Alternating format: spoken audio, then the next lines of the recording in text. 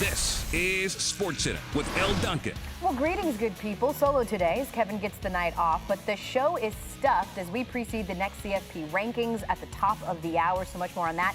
Very soon, you'll be feasting your eyes on more PTI. They'll assess the Niners after a dominant game and a grounded jet.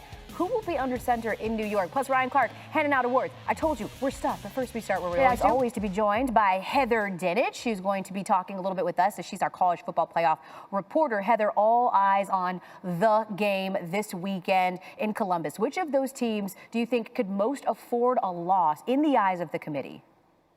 You're going to hear from Ohio State head coach Ryan Day in just a little bit about how his team is preparing and how they feel about facing that team from up north. Let's stay there with the one-loss teams, though, right? Because we could be talking about both USC and Clemson as potential one-loss conference championships. How would the committee differentiate between the two?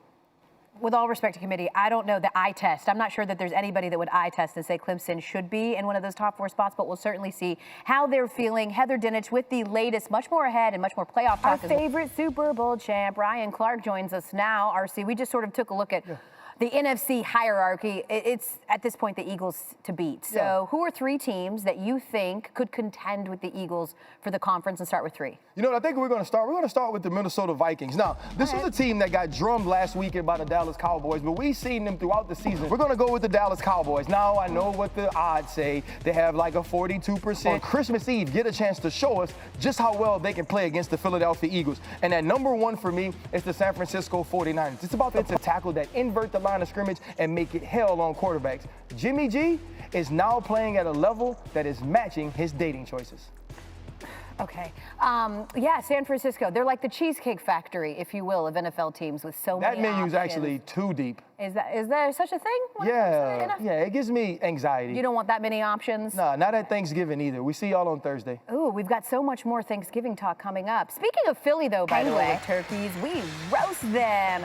Turkey Day's coming, which means, RC, in a couple of days, someone's going to take a masterpiece and ruin it with one key ingredient. What's that ingredient? Exactly. So, the Raisins in the Potato Salad Award goes to what? Pride is easier to swallow than raisins in a potato salad. You know, ruining a classic is regrettable, RC, but one team has no regrets about what they're serving. So our next award, the It's Gravy Baby Award, goes to just what they could do against the New York Giants. I love that. I love that you mentioned Thursday too, right? Thanksgiving is obviously about feasting, but in order to do that, you have to have options. And so our final award for having a cornucopia of delicious items to choose from, the best menu goes to, you're so new, what? Drunken chicken. Okay, rapid fire this or that, Thanksgiving edition. You ready? Okay, here we go. Dressing or stuffing?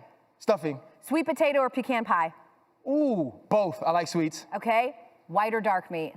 Dark. More flavor, juicier, just does the right things. You talking about the meat? Oh, or the marriage.